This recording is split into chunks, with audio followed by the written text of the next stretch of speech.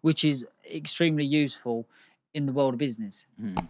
But didn't your parents get in trouble? You weren't going to school. Well, the law is you have to have some form of teaching, which could be a tutor, which I actually did have a tutor, Okay. but it didn't work out too good. It just, I didn't click. It wasn't, unless I was hands-on and something was physical, I struggled to learn. First of all, I want to ask you one thing. You're in the playground. hmm I know I repeated this a few times, but your dad's got money. hmm There's somebody else Loads. yeah, loads of it, bags of it.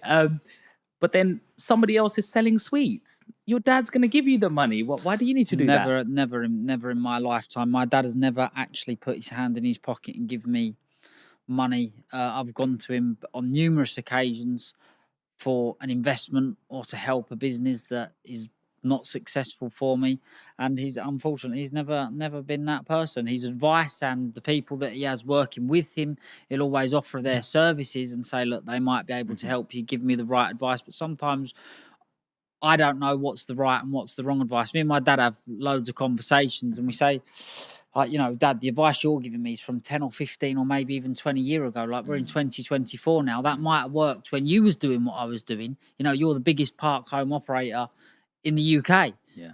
But your advice now, what worked for you 20 or 25 years ago might not work for me. We're in a different time and a different age. And it's took a very long time for him to actually understand that. And what is also very, very, very good, you've obviously got old generation and new generation. Now, I am the new generation. My dad's the old generation. So I'm going out in the new generation of business world, and my dad's still going about in the old generation of business world. But if we come together and we can discuss ideas, how it is and how it was, you come up with some extremely good information and the answers to a lot of questions, and sometimes a happy medium, if you understand what I'm saying, to most problems. What's the best gift that your dad's ever given you in terms of material? Material, on my 18th birthday, he bought me a platinum masterpiece Rolex, Okay.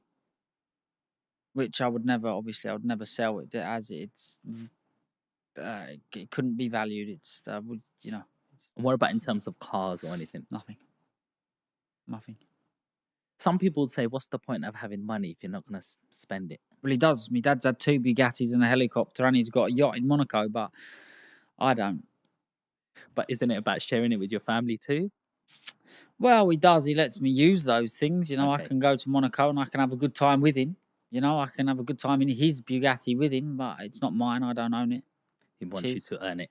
Yeah. And how important is that family structure in terms of, you've mentioned your granddad? Like, my granddad's 80 years old and he still works to this day. He was working on Christmas Day, just gone. Like, the work ethic has been bred through generations. Now, I never really knew my great-great-granddad, but I've heard stories about him also. They work their fingers to the bone, and it's actually, I wouldn't say it's a problem because it's a good thing, but whatever I do, it over-occupies my mind and I can't stop thinking about it. Like, for example, I've started a WhatsApp group and a TikTok channel, and I'm always thinking about how I want to make this successful, how I want to make it better. And that's been anything. I only use them two for an example because they're new projects.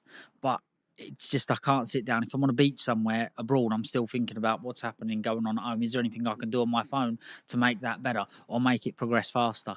It's just that. And when people ask me the question about my dad's work ethic, if it's anything like mine, which I believe it is, then that's how it is. It's like some sort of ADHD that you have to, but it's an ADHD where you have to do business and make money or make your business better so it's in a better position to make money. Is it fun? Is it hard finding friends for you? Is it hard finding friends? Well, absolutely not. It's probably very easy to find friends, but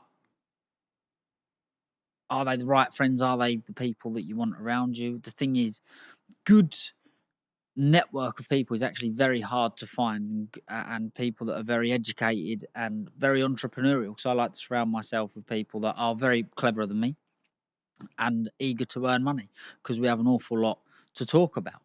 And when you're bouncing ideas to entrepreneurs from one to the other, something good's going to come out of it in the end. And what about some of the friends that you might want to help along your journey and you're trying to bring them up and they're a little bit more negative and they just don't get it? Well, the thing is, we all have our own opinion.